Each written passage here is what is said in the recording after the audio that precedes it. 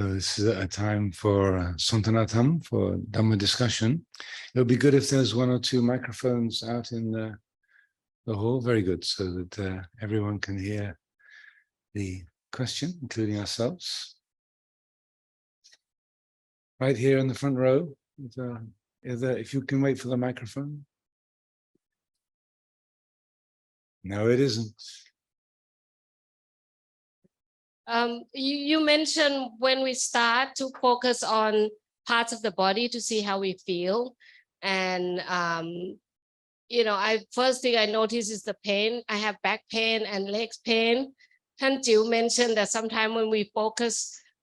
too hard, try too hard, we get pain. But I didn't even start. The pain was there. So where do we go from there? Because then I can't focus on the breath or anything because it keeps going back to the pain. So when you notice a part of the body that's not quite right, what do you do then?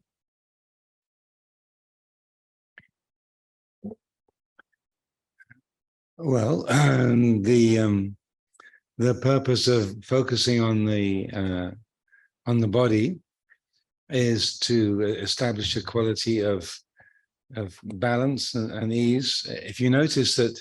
by paying attention, it increases the feelings of pain or stress in the body, then you take that into account, so that if there is that effect, then it's more useful just to bring your attention to the rhythm of the breathing. Every one of us is different. We all work in different ways, and so I encourage a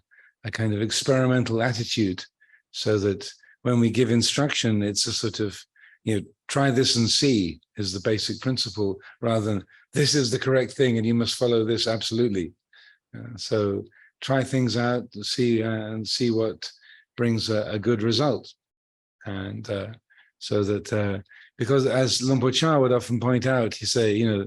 that, he's in the role of being a teacher, but actually it's each of us who teach ourselves. The Ajahns' job is to help you to teach yourself.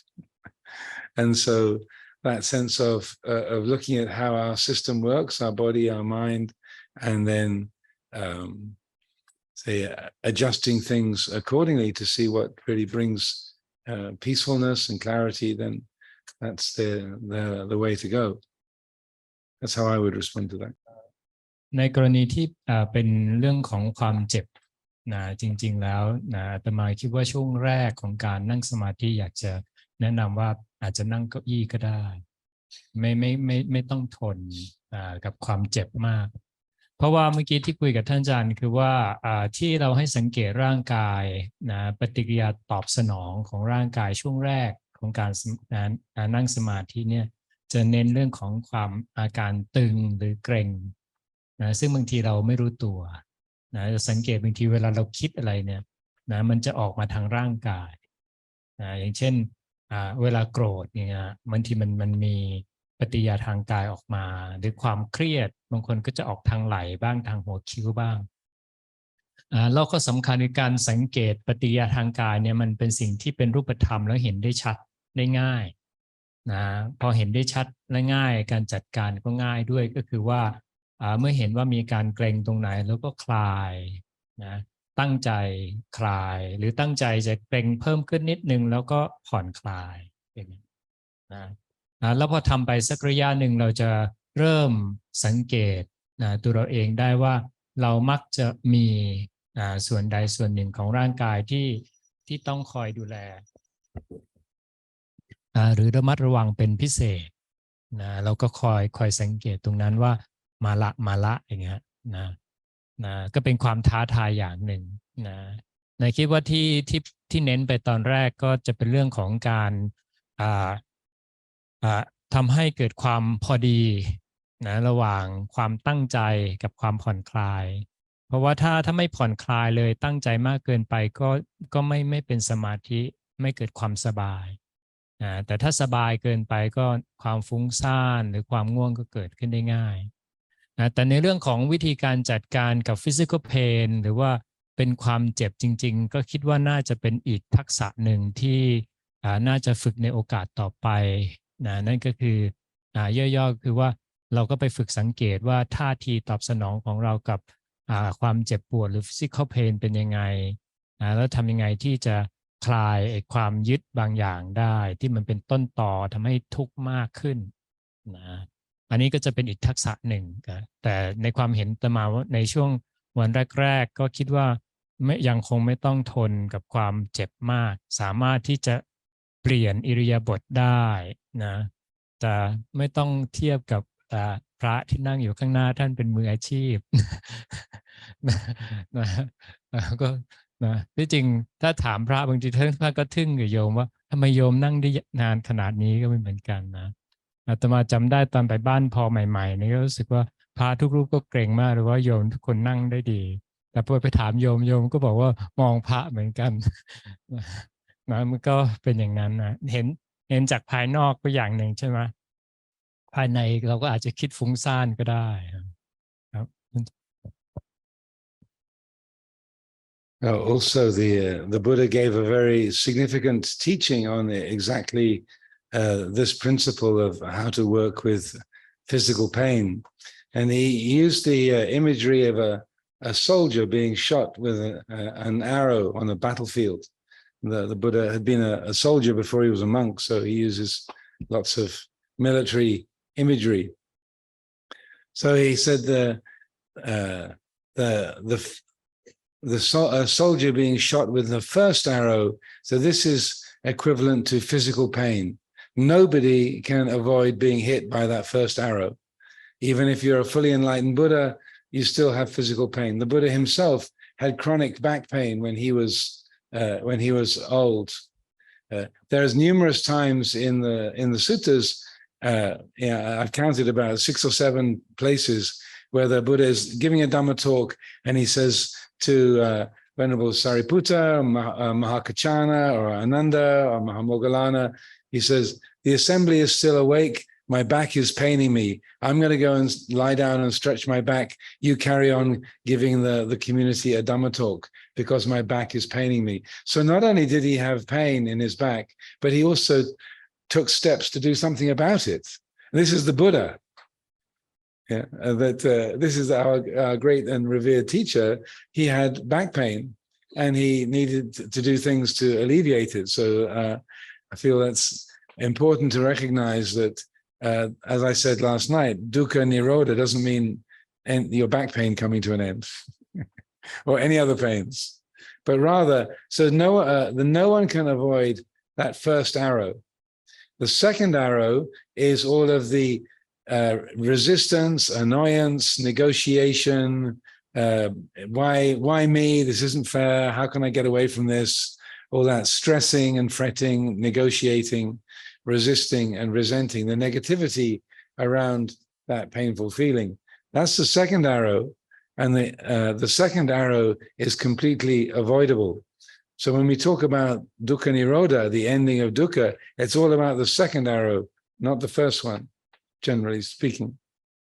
So what we realize when we do feel physical pain, there can be pain there, but the mind can be completely at peace with it. Doesn't mean to say that you don't do anything about it, but it doesn't have to be seen as a problem or something that shouldn't be there, or that happiness can only come when the pain has come to an end. No, it's not that way at all. But it's that recognizing that second arrow, the negativity, resistance, aversion, anxiety, that can be let go of. And then even if there's painful feeling there, the heart can be quite at peace and at ease. So please, any other questions? Please wait for the microphone. So I was watching the breath, like the... Can you hold the microphone a bit closer? I can't... Okay. I was watching the breath this morning as instructed, or the whole day. And sometimes it's very nice. Sometimes it feels very peaceful and very beautiful and just like really there. Sometimes it's very boring. And it's just like, okay, here's my job. I have to watch this breath, one breath, next breath. and just like boring, and or like kind of just dull, kind of just something have to do because I'm meditating. And I really would like to get to the more beautiful, more subtle, more tranquil states more, but not sure how. Is it just time? Is it just like, okay, I've just still be bored for a while and then it becomes better? Or is it just like some skills involved in kind of changing the way of watching to make it better? Well, as I was saying, everyone is different, and so one of the important things is to learn from whatever is being experienced. So if it's sort of beautiful and sweet and spacious, okay, we can learn from that. Or if it's boring and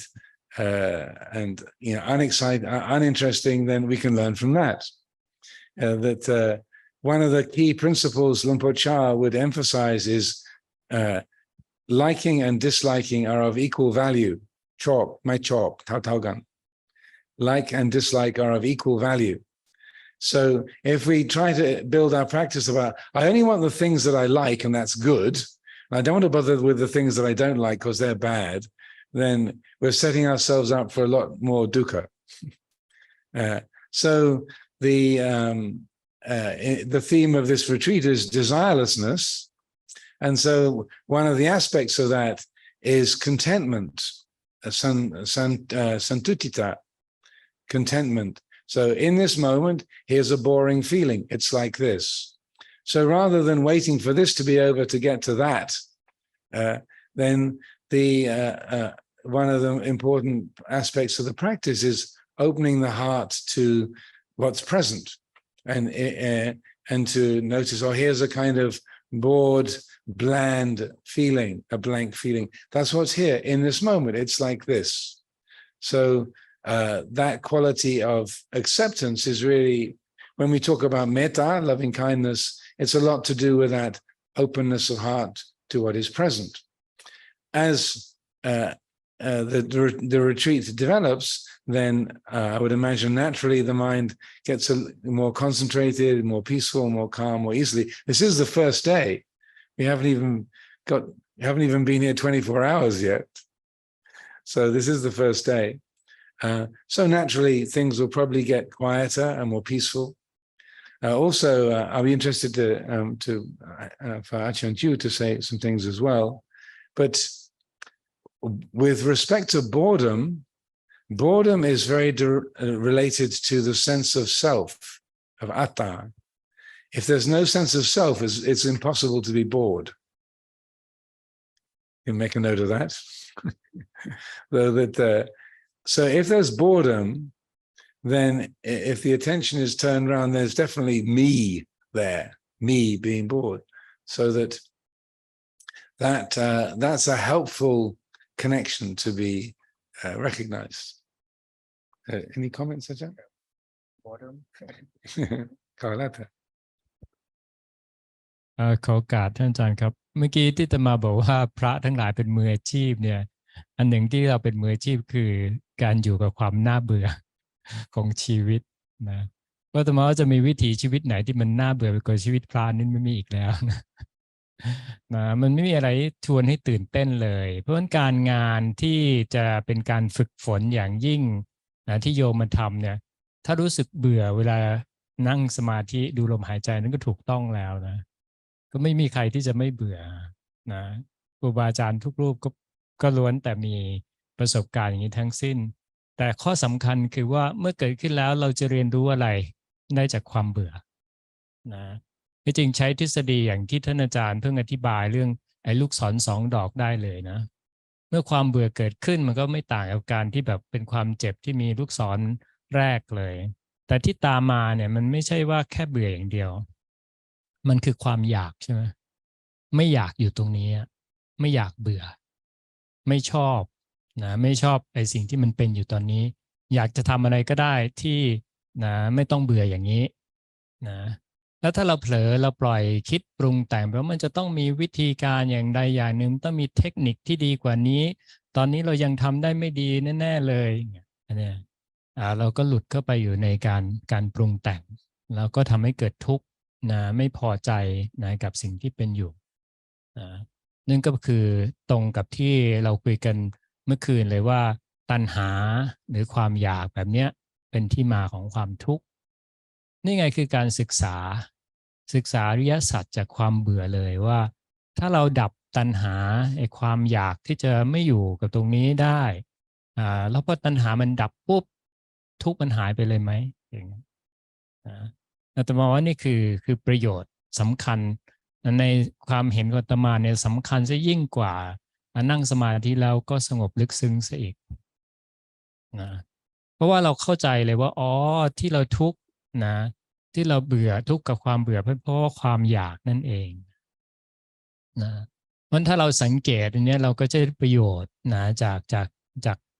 การอยู่กับความเบื่อหลวงพ่อชาก็สอนว่าถ้าเบื่อก็ให้นั่งดูความเบื่อนะฟังดูก็เหมือนง่ายๆเนาะนะแต่ว่าก็อาศัยความอดทนนะแล้วพอสังเกตอย่างที่ท่านอาจารย์พูดเมื่อกี้อาตมาว่าสำคัญมากเลยว่าเวลาเกิดความรู้สึกเบื่อขึ้นมามันต้องมีความรู้สึกของการที่มีตัวมีตนเกิดขึ้นว่าฉันเบื่อใช่ไหมมันมีความต่างกันนะระหว่างที่แบบว่าความเบื่อมันเกิดขึ้นแล้วก็นั่งมองมันไปว่าตอนนี้ก็ยังเบื่ออยู่นะตอนนี้เบื่อมันเพิ่มขึ้นตอนนี้เบื่อมันลดลงอย่างเงี้ย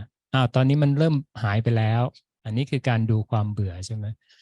แต่อันนี้ที่บอกว่าฉันเบื่อตัวฉันเนี่ยเบื่อฉันไม่อยากจะอยู่ตรงนี้ฉันไม่น่าจะต้องเบื่อนะอันนี้เราก็คงเห็นชัดเจนว่าคิดแบบไหนที่ทำให้เกิดทุกข์แล้วก็ไม่อยากจะอยู่ตรงนี้แต่มาว่าแล้วอย่างที่ท่านอาจารย์บอกว่าก็ช่วงแรกๆของการปฏิบัติก็แน่นอนว่ามันก็จะต้องมีความเบื่อเกิดขึ้นก็เป็นความท้าทายอย่างหนึ่งของนักปฏิบัติที่จะรับมือกับภาวะนี้ยังไง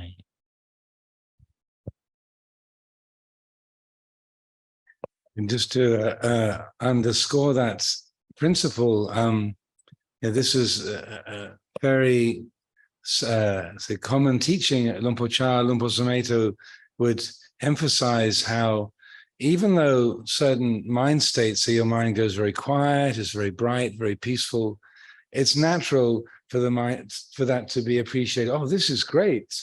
I love this. This is beautiful. Rather like if you're hungry and there's some well-prepared food given to you, you think, oh, yes, it's an enjoyable feeling. But it doesn't mean to say that the act of eating that food is intrinsically good. It's not something purifying or liberating. It tastes good and it gives nourishment for your body, but that's all. And so the appreciation of wholesome, bright mind states. So yeah, this is like having good food when you're hungry. Yeah, it's there's a positive effect, but in itself, it's not liberating. And as our teachers would often point out, sometimes you can have a period of meditation. Everything is absolutely perfect. Your mind goes quiet, it's very bright, very spacious, very peaceful. Wow,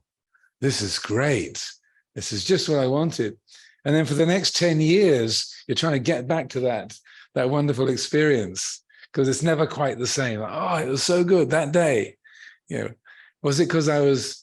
sitting near the window? Or was it because it was 9 o'clock in the morning? Or what did I have for breakfast that day? Or who was the Ajahn? Yeah, all these kind of things trying to get that state. And I'm not joking. Sometimes one beautiful meditation period can lead to like 10 years of struggle and disappointment. Similarly, our teachers would point out, you can have a really miserable meditation. You're filled with restlessness and desire and aversion and fear, what they call a multiple hindrance attack. Yeah, all 5 hindrances, sense, desire, ill will, restlessness, dullness, and doubt, all at once. Yeah, what they call a multiple hindrance attack, all the nivaranas, nivarana flood. But even though it can be really unwholesome and chaotic. The mind that says, "Wow, this is interesting," look what the mind can do. It can be really caught up in all of these unwholesome states. What can be learned from this? So even though the state is really miserable and not wholesome, a lot of wisdom can be learned from that. So that's, I feel, something really to take to heart. And when many years ago, when somebody was praising Luang Por Chah for his wisdom, he said, "Oh, Luang Por, you're so..." They've been sitting listening to him for like an hour and a half, teaching people and giving responses to people's questions. And he, "Oh, Luang Por, you're so wise. You have an answer for everything. Did you study all the suttas? Did you learn the Abhidhamma? Is this where you've developed so much wisdom?" And he said, "No, I haven't studied much, just kind of basic Buddhist education. And I never bothered with the Abhidhamma very much. If I have any wisdom, it's because I have such great defilements. So I'm very angry, very restless, very lustful, full of doubt. The only one he didn't specialize in was dullness, tinamita maimi, because everything else was so hot." So on kind of his mind was very agitated, very bright, very hot, very restless. So he said that's where his wisdom came from, is having a lot of kilet, a lot of defilements, but learning from the problems, the defilements, the conflicts. So in terms of how we work with the different states that we experience, mental states or physical sensations, the weather and so on, all of it, we don't think in terms of if it's all good and as I like it, then that is good, but rather we take the change of attitude. What is there to learn from this, rather than trying to keep the good and reject the bad. And when things are really painful or difficult or agitated, to again set that intention. What can be learned from this? That what can be seen? Well, if nothing else, unwholesome states begin and end, because now here is the mind vijarana, investigating, and so that, oh, that was really unwholesome. All that anger and restlessness, it began and it ended. Good, led up. Okay, born and died. That's it. Anichan. So everything can teach us if we let it. So any other questions, please? May I just share? Please. Anyone? Listen to that, Ajahn. May I just share with you one of the story? One of the lessons I learned when in my second month as a monk. I live in Pasunan, and I have a chance to talk with Ajahn Amaro about the practice of the meditation. So I asked him about the meditation, and he said something like, "You know what? My best meditation was when I was a Pakao." At that time, he ordained for 18 years, which means 18 years ago, the best meditation practice that he ever had. I was so grateful for that lesson, because that, like many of you, when I first ordained, I have an image that the more we practice, the better we will get. But look at Ajahn Amaro, he was so sincere with me. I am so grateful for that, because that even he didn't get the best meditation that he got for 18 years, but he keep going, keep practicing. How he can be like that? And even now, you see, I just met Ajahn again after many years that we haven't met each other for a long time, and I still feel so grateful, consider him as one of my teacher, teaching this one very good lesson for me since I was a young monk, and I still remember it very well. Also, if anyone wishes to ask a question, if you don't have much English, you can ask a question in Thai language, and then Ajahn Piasilo, Ajahn Jiew can translate. So please, don't be shy. Yesterday you talk about the chanta, chanta. Mhm. Yeah, the desire for wholesome and chanta unwholesome. But chanta unwholesome is that tanha already, right? Yeah, it will be very, very close. That chanda, which is unwholesome, is very close to the same thing as tanha. If it's got an unwholesome object, like I want to rob a bank, I want to I want to lie to someone to make them be impressed with me, then it's very, very close to tanha. But so the chanda, which is wholesome, is part of a group of qualities called the iddhipada, the 4 bases of success. And so that,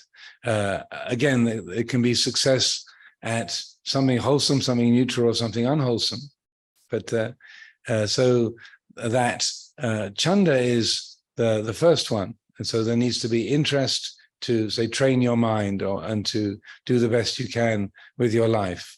So then, so chanda, there needs to be that initial interest or enthusiasm. Yeah, I'm going to do the best I can with this life that I have. So then the second of those bases of success is virya, energy. So rather than just having the idea, I really want to do the best I can with my life, then virya is, right, get up off your seat and to take action, to work, to engage energetically with working with your mind, your life, to make those wholesome changes. The third of the 4 is just called citta, which in this sense means thinking about what it is that you want to do. Okay, if I want to improve my life, if I want to find greater happiness and fulfillment, so what can I do? What do I need to find that I haven't got yet? Should I get some instruction? Should I draw close to people that I can already see have got a good standard in their life, or they seem to be much more wise and peaceful? So thinking it through. Okay, how do I go about arriving at that result that I'm interested in, that I wish for? So those 3 work together: chanda, virya, and citta. So enthusiasm or interest, energy, and then contemplation, investigation. Okay, how can I do this? So that's the same as for training, working with your life, or it can be like how to cook a meal. Okay, I'm interested to cook a meal because I'm hungry. Okay, I better get off my chair to do something about it. Okay, what's in the fridge? What's in the larder? What food's available? And what can I cook? And how should I go about cooking it? How much time will I need? So those 3 work together at the beginning. The 4th one is called reviewing. So I had this interest, this enthusiasm to work with my life, to improve things, to find a greater quality of satisfaction and peacefulness, freedom. And I took this and that action. What's the result? Am I more peaceful? Am I more awake? Am I a better person? What's the result? Or if it's just cooking a meal, okay, did I get something to eat? Do I feel full or not? What's the result? So vimamsa, that 4th one, the reviewing, is that is the feedback process. So if it's recognizing, okay, well, I had that in mind, but I just made myself more upset and confused. I wanted to improve my life, but I just find myself feeling more depressed, or getting angry with other people that they're not as good as I am. Okay, so because there's that painful result, it would indicate I'm not doing this in a skillful way. I'm missing something, I'm getting something wrong. So those 4 all work together to succeed at any task, whether it's wholesome, neutral, or unwholesome. And so in meditation, that quality of vimamsa, the 4th one, reviewing, is really important, because often, particularly if we have a lot of faith, or we feel we don't know much, we can listen to teachings or go along to Dhamma talks or follow meditation instruction, and we can be a good student, obedient to the system, following the methodology. The Ajahn said, do this, don't do that. This is right, that's wrong. Okay. And we can be obedient to the system, following the form, but not actually paying attention to what the results are. Okay, is this really doing me any good? Am I, I'm following the instruction, I think, but what's the result of that? So sometimes we can have a bit too much faith and not enough wisdom. So the vimamsa is that reviewing and exploring. Okay, well, I thought this was going to lead to more peace and freedom. What's the result? Well, actually, I'm a lot better than I was 5 years ago. Look at that. Life is not easy, but wow, it's really different than it was 5-10 years ago. So, okay, this looks like it's things are working in a good way, or whatever the result might be. So in that respect, chanda is part of that set. And the wholesome aspect of chanda is like being interested, not just switching off or disconnecting or distracting ourselves. And so in terms of the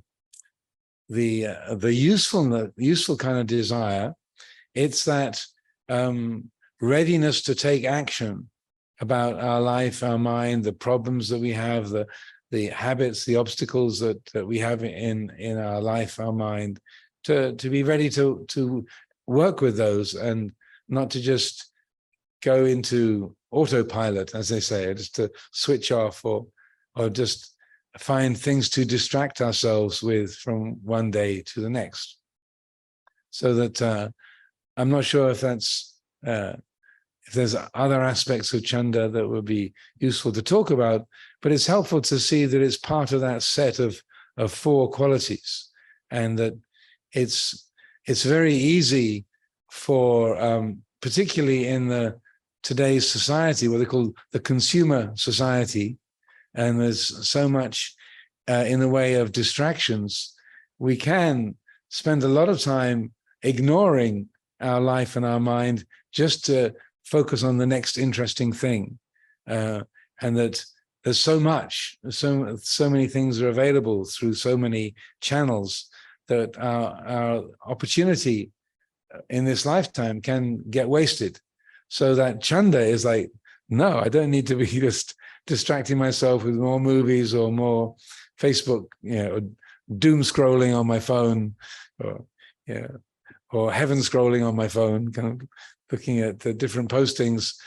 I can take time and effort to do something about my life, like coming to spend 10 days in the hills of Chiang province, rather than scrolling on your phone, rather than looking at the next movies. That I would say, great, sadhu. This indicates high levels of very good chanda. So this is a good, say, demonstration of that, I would say, of the wholesome aspects of desire, that putting that capacity to be energized, to be interested to skillful use. Any?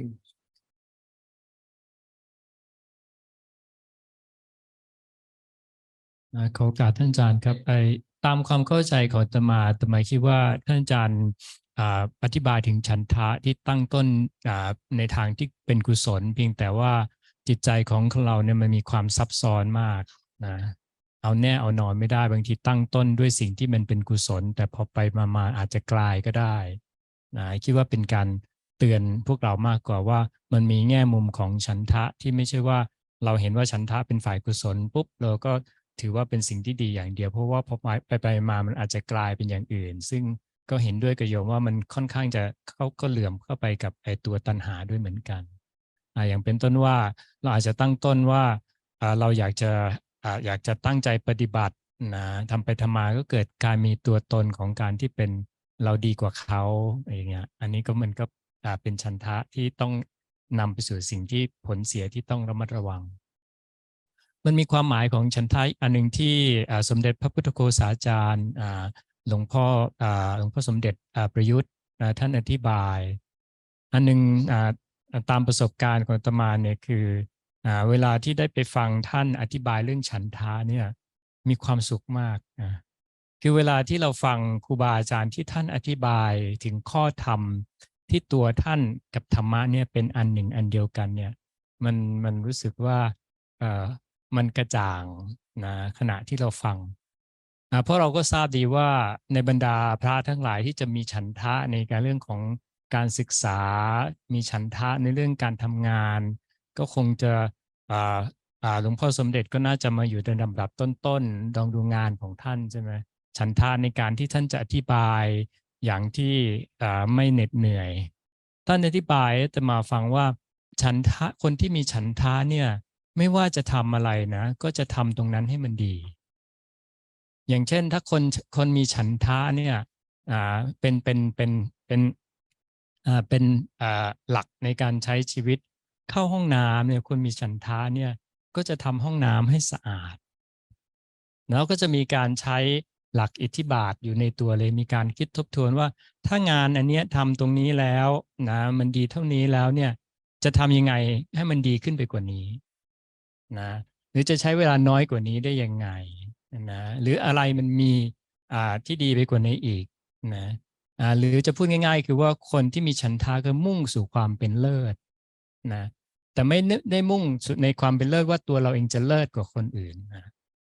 แต่มุ่งสู่ความเป็นเลิศในตัวการกระทำแล้วที่สำคัญคือฉันทะทำให้เกิดพอใจว่าตัวเองได้ทำดีที่สุดเท่าที่ตัวเองจะได้ทำความพอใจเนี่ยมันเหลื่อมเข้าไปกับอาการของทางจิตที่เรียกว่าปราโมทย์นะมีความสุขมีความพอใจนะแล้วเวลาที่จิตมีปราโมทย์เกิดขึ้นเนี่ยนำไปสู่สมาธิได้ง่ายเพราะฉันทะในตัวการกระทำที่ว่าเป็นตัวการปฏิบัติคือมีฉันทะในการที่จะกำหนดรู้ลมหายใจเข้าออกมีฉันทะในการที่จะกำหนดรู้ในขณะเดินจงกรมอันนี้ก็เป็นส่วนหนึ่งแล้วแต่ถ้ามีฉันทะในการที่จะเป็นหลักในการใช้ชีวิตไม่ว่าจะทำอะไรก็ตามทำด้วยความยินดีด้วยความพอใจเหมือนที่ยกตัวอย่างว่าถ้านักเรียนคนไหนเด็กคนไหนเรียนด้วยฉันทะเนี่ยคือเขาจะไม่จบอย่างอาตมามีฉันทะในการเรียนภาษาอังกฤษนะเพราะฉะนั้นเนี่ยคนที่มีฉันทะในการเรียนภาษาอังกฤษก็ไม่ใช่อยู่ที่คะแนนสอบอย่างเดียวใช่ไหมต่อให้สอบแล้วได้คะแนนสูงสุดก็ไม่หยุดอยู่แค่นั้นเพราะว่าฉันทะไม่อยู่ที่ผลฉันทะอยู่ที่กระบวนการนะถึงแม้ว่าเราจะใช้ได้ดีแล้วได้คะแนนสูงแล้วแต่มันก็ยังมีอะไรที่ได้เรียนรู้อีกนะแล้วก็มีความสุขกับการเรียนรู้นั้นนะแล้วแน่นอนคนที่มีฉันทะอย่างนี้ไม่ว่าจะทำยังไงก็ต้องพัฒนาตัวเองอยู่เรื่อยๆและทำสิ่งนั้นได้ดีนะแล้วที่สำคัญอย่างที่ย้ำเมื่อกี้ก็คือว่าฉันทะเนี่ยสร้างให้เกิดความพอใจในตัวเองหรือความสุขภายในนะพอใจในชีวิตของตัวเองอันนี้เป็นฐานสำคัญนะของการที่มาเจริญสมาธิคนที่มีความพอใจมีความสุขในตัวเองเนี่ยจะสงบง่าย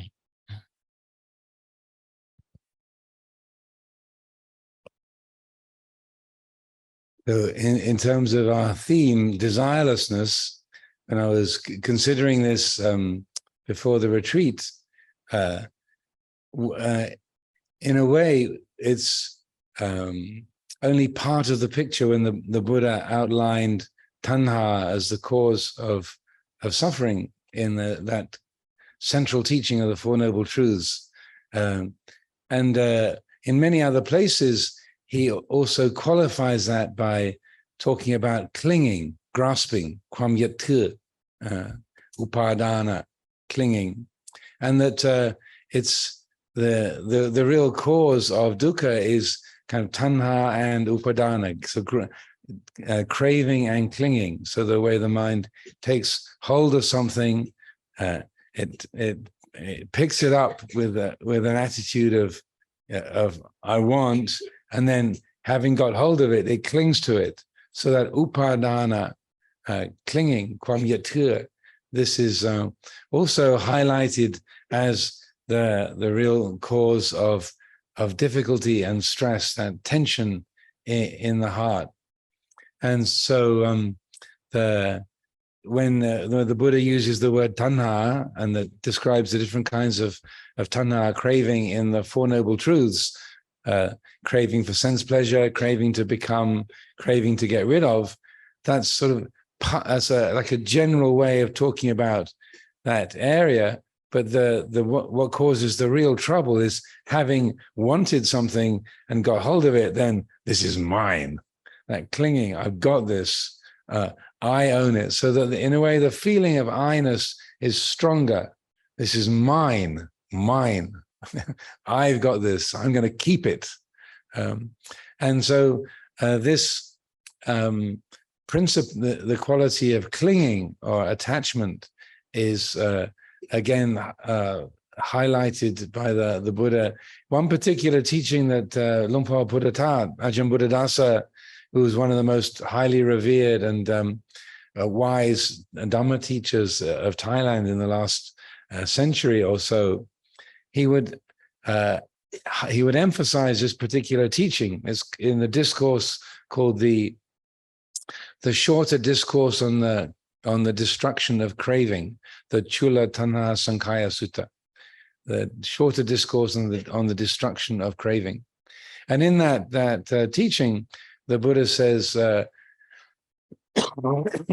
nothing whatsoever should be clung to. Sabbe Dhamma nalang abhinivesaya. And Ajahn Buddhadasa would say, in these 4 words, you've got the whole Tripitaka. This is the entire Buddha's teaching in 4 words. Sabbe Dhamma nalang abhinivesaya. Don't cling to anything. So that's it. That's the whole thing. And so I was fortunate to be able to go and stay at Suan Mok Monastery in 1988. I was there for about 2 weeks. Ajahn Buddhadasa was teaching every day, giving Dhamma talks early in the morning every day. And he emphasized this. He said, this is all you need to know. And in that particular teaching, the Buddha says, if you've heard that, Sabbe Dhamma nalang abhinivesaya, if you've heard that, you've heard everything. If you understood that, you've understood everything. If you practiced that, you've practiced everything. If you fully realized the truth of that, then you've realized everything. And so this is no small statement. It's like the Buddha makes that kind of comment. This is all you need to know. So if you think, oh, there's so many suttas, and even the chanting, there's a lot of words there. So basically all we need is don't cling to anything. And that desirelessness, in a way, an alternative title for this retreat of ours could also be freedom from clinging, or the learning to let go. So that letting go, in a way, depends on having clung. And one of the principles of that is Ajahn Chah would say, and in a way, the difference between clinging and craving and clinging on the one hand, and chanda, Dhamma chanda on the other. He said, when we talk about letting go or non-attachment, we can recognize we're clinging to something and it's bringing tension. Like I'm grasping this bell striker. My arm is shaking. It's tense. It's agitating. It's stressful. So to relieve that stress, I don't have to throw it away. I'm still holding it. I've just stopped clinging to it. So Luang Por Chah would say, when you need to use something, you can pick it up, make use of it, hold it as you need to, hold it in the way that's useful, then you can put it down. We shouldn't be afraid of holding. So that skillful use of chanda is like learning how to hold objects, hold our life, hold our mind states, hold our occupation, our relationships, learning to hold, but not cling. As soon as there's clinging, then there's tension in the system. We don't have to never pick anything up. That's too much, as he would say. Like, no, we have to pick things up. We have to get through life. We have to work in the world. We have to look after our possessions, our clothing, our responsibilities, our living space, bathroom, taking care of the facilities that we use. that, but we can do that without clinging. And so that that quality of desirelessness is also in a way the core of what causes the trouble, is that grasping and clinging, that upadana. And that when the heart is free, when nothing is being clung to, then there is a great quality of peace and freedom. So any more questions? Just now I was wondering, when you say that in 4 words is don't cling to anything. When we meditate, do we try to think of the thing that we're clinging on and let go? Or is that technique in the way in order for us to let go of the thing that we're clinging on? Ideally, we're training ourselves to hold without clinging. That's the skill. Of course, it's a learning process, like learning a language, learning a musical instrument, learning any kind of a skill. Sometimes too much, sometimes not enough, too strong, too weak. So it takes time to learn how to find that way to hold, say, the breath without clinging to it, to hold the process of walking meditation without clinging. But that's why we gather together. That's why we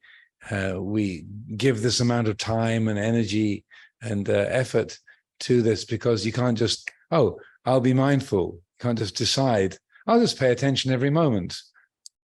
and then it happens. It's like, I think I'll learn French, and then you can't just pick up the language in a finger snap. It takes time, effort, application, and making many, many mistakes along the way. So that finding that balance is very, it's difficult, but that's really the in a way the task of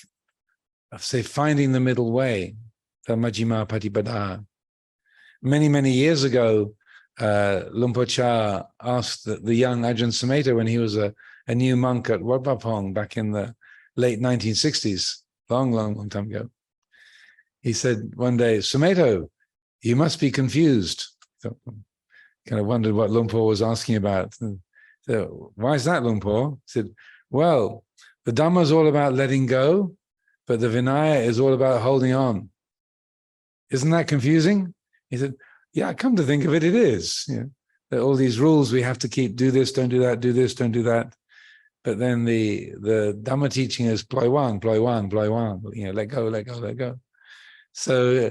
and he thought that Lumpur Cha was going to sort of go into a long explanation. So he's kind of got himself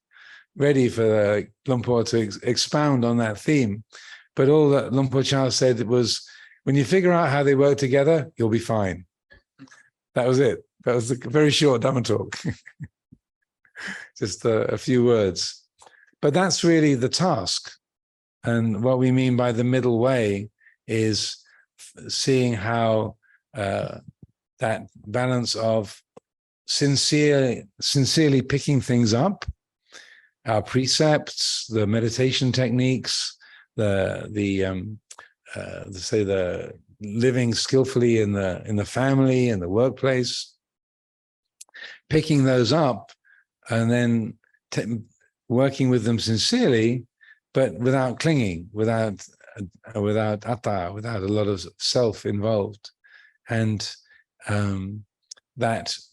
a very long and challenging task. But that the middle way, the Majjhima Patipada that the Buddha spoke about, it's in a way finding that balance whereby we engage with the world with great sincerity, but we're not attached, not clinging to the world of our own mind and body, the world around us. And that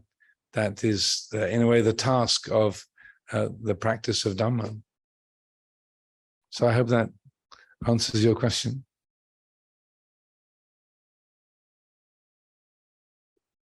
There's one over here.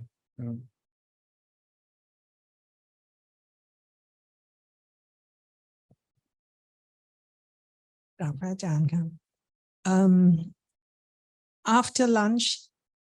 my sitting session has gone very fungsan. The first one after lunch, in the end, I decided to do the hand meditation of Luang Pu Tian. Mhm. But then the session after that, I thought I should just try it without, just keep doing the breath and thinking of Ajahn Jiew's teaching this morning that rebalance and put more effort into it. But still just went dispersed for a long time before it comes back. So which of these two methods of changing method of meditation or keep trying the same way, or which one should I do, or should I try something else?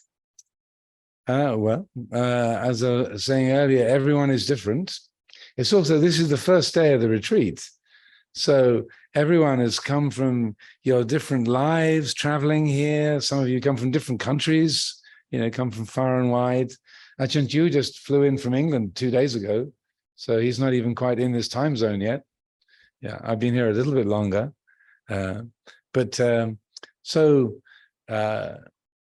It's very natural during the first 2 or 3 days of a retreat like this for there to be a lot of fungsan, the kind of just the mind not very focused, easily distracted. And also the first sitting of the afternoon on a hot, steamy day with the stomach still having the lunch food in it, it's natural for for the mind to be less focused. So you expect that,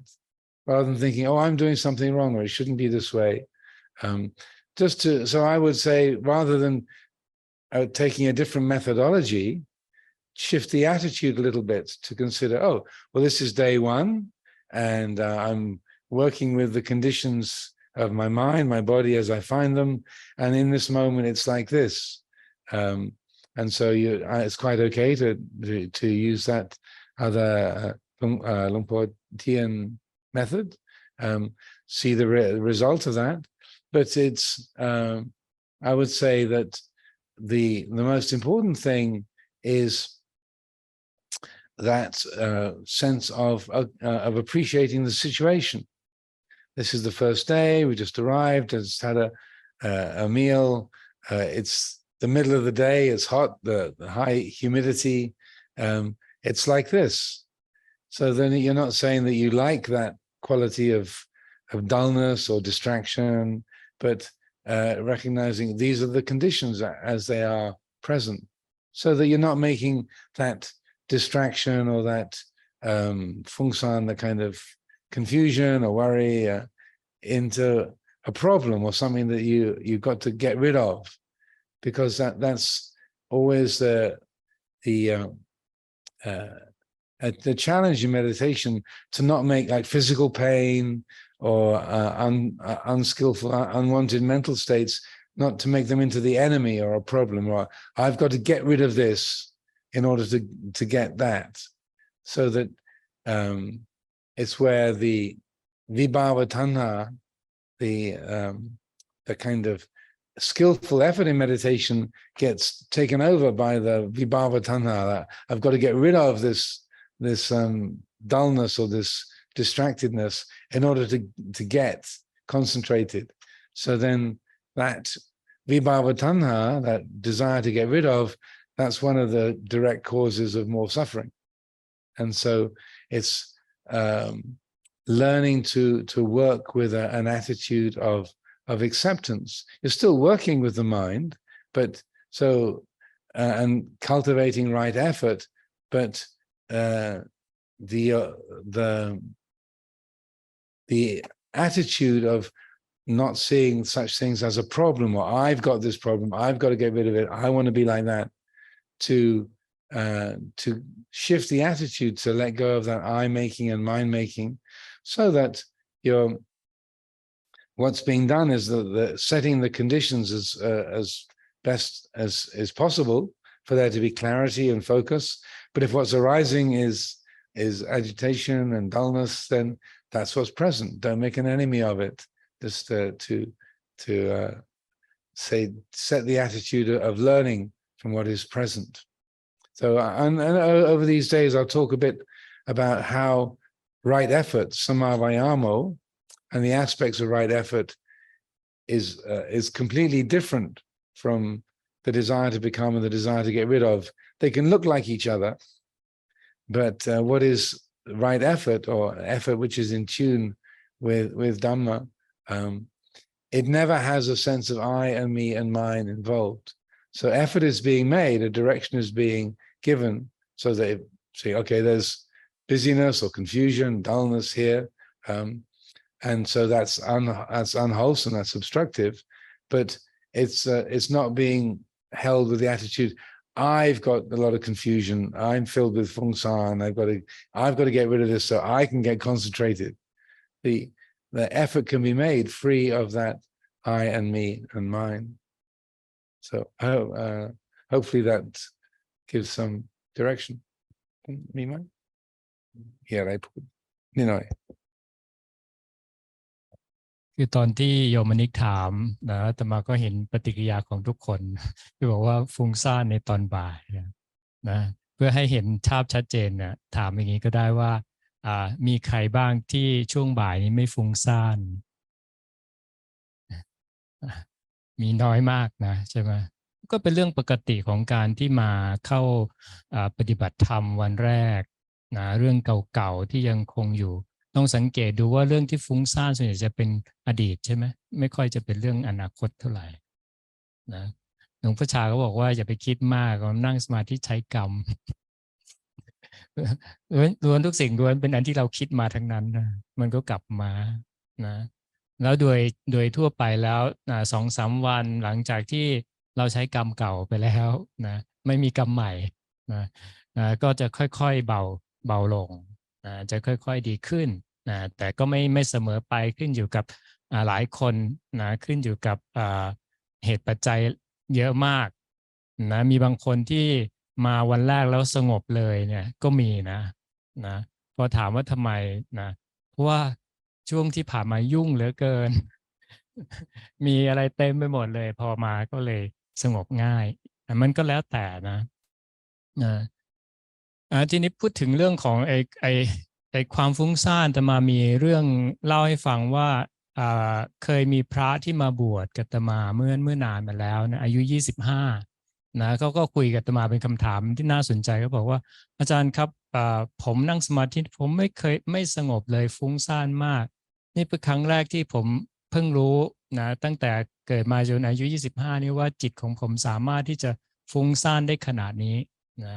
บอกว่าอาจารย์บวชมานานกว่าผมอาจารย์ก็คงนั่งสมาธิแล้วสงบเลยใช่ไหมครับอาจารย์คงไม่ฟุ้งซ่านใช่ไหมนะความจริงคือไม่ขึ้นอยู่กับเหตุปัจจัยเหมือนกัน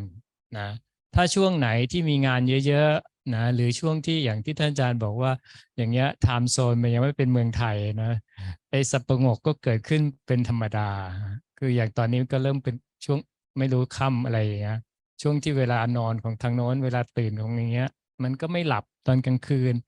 นั่นก็เป็นเรื่องปกตินะที่จะต้องมีการปรับนะ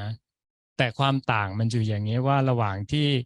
คนที่ไม่ค่อยได้ปฏิบัติหรือว่านานๆปฏิบัติทีเวลาเจอความฟุ้งซ่านจะรู้สึกว่าทำไมเราต้องฟุ้งซ่านนะเมื่อไหร่มันจะหายฟุ้งซ่านนะมันเหมือนกวนน้ำให้มันขุ่นนะแต่ถ้าคนที่เขามีเหมือนทำอยู่บ่อยๆเคยชินกับการนั่งสมาธิก็บอกอ๋อวันนี้ไม่สงบก็แค่นั้นเองนะมันก็มีวันไม่สงบมันก็มีวันสงบอย่างอาตมาก็สังเกตถ้าวันไหนเนี่ยมีงานคือเป็นเจ้าวาดก็วันไหนมีงานเยอะๆต้องติดต่อกับคนงานสัก20อย่างขึ้นไปแล้วให้มานั่งสมาธิแล้วก็สงบราบรื่นนี่ก็อย่าไปหวังนะแต่เพียงแต่ว่าพอนั่งเราก็รู้ว่ามันก็มีโอกาสที่จะไม่สงบนะไม่สงบก็ไม่เป็นไรวันนี้ไม่สงบนะแต่พอเราบอกว่าวันนี้ไม่สงบไม่เป็นไรนะเนี่ยเราไม่ไปกวนอะไรมันนะบางทีมันก็ค่อยๆจางลงหายไปอยากให้มองให้เป็นความท้าทายนะหรือมองเป็นการศึกษามากกว่าเหมือนกับที่ ที่ย้ำไปว่าหัวข้อของการปฏิบัติธรรมครั้งนี้ก็คือdesireless ใช่ไหมคือเราก็มาศึกษาว่าทุกข์มันเกิดขึ้นเพราะว่าตัณหานะแล้วการที่เราไม่สบายใจนะหรือไม่พอใจเวลาที่จิตของเราไม่สงบมันก็ต้องมีตัณหาอะไรเกิดขึ้นแน่ๆเลยนะถ้าเราสังเกตได้ว่าอันนี้คือกำไรเลยนะทั้งที่ไม่สงบแต่เราก็ได้กำไรมากเพราะว่าเราได้เห็นต้นต่อนะของความทุกข์นะในจิตใจที่เราสร้างขึ้นนะเราเห็นได้ทันทีเลยว่าพอไปแก้ความที่ไม่ชอบคืออาตมาชอบคำหนึ่งที่หลวงพ่อสุเมโธท่านเป็นคนคิดขึ้นนะแล้วมันให้ภาพในการปฏิบัติได้ดีมากก็คือท่านคำว่า peacefully coexist with คือไม่ได้หมายความว่าเราต้องชอบมันนะเราอยู่กับมันได้นะถึงมันไม่สงบก็อยู่กับมันได้คือเราไม่เป็นศัตรูกับมันเราไม่ทะเลาะกับมันอยากไม่สงบก็ให้มันไม่สงบไปแต่เราไม่ไปทะเลาะด้วยไงแล้วพอเป็นอย่างนี้อยู่ไปมันก็ไม่เป็นไรนะมันก็ไม่ทุกข์กับมันแล้วมันก็มีโอกาสที่จะจางหายไปตามธรรมชาติของมันแต่พอเราไม่ไปอยู่กับมันอย่างเป็นมิตรนะเป็นศัตรูกับมันไม่ชอบมันมีการปรุงแต่งข้างในเกิดขึ้นนะไม่พอใจไม่ชอบแล้วก็มีอาการผลักไสนะแล้วยิ่งอยู่กับเรานานอะไรที่เราไม่ชอบเราผลักมันกลับอยู่กับเรานานนะเนี่ยทั้งหมดนี้ก็เป็นการศึกษาทั้งนั้นเลยศึกษาเรื่องว่าเราทำยังไงกับจิตใจของเราเวลาที่จิตใจของเราเจอสิ่งที่ไม่ชอบใจนะแล้วถ้าเราสามารถที่จะอยู่ร่วมกับสิ่งที่ไม่ชอบใจอย่างนี้ได้อย่างที่หลวงพ่อสมุทโธท่านใช้นะ peacefully coexist with ใช่ไหมแล้วเราก็จะเห็นว่ามันเป็นอย่างนี้นี่เองนะต้นตอของมันเป็นอย่างนี้เองนะแล้วเราก็จะพบศักยภาพของตัวเองว่าถ้าจริงๆเราสามารถที่จะอยู่ร่วมกับไอ้สิ่งที่มันน่าเบื่อสิ่งที่เป็นความฟุ้งซ่านได้เราก็ไม่เห็นทุกข์กับมันนะอันนี้อาตมา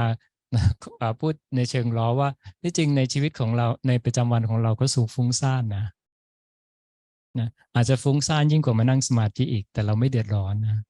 เพราะเราใจเราไม่ได้ดูเท่านั้นเองเราก็เลยไม่เห็นว่าเราฟุ้งซ่านนะมันไปตรงโน้นตรงนี้เรื่อยๆแต่พอเรามานั่งหยุดนะ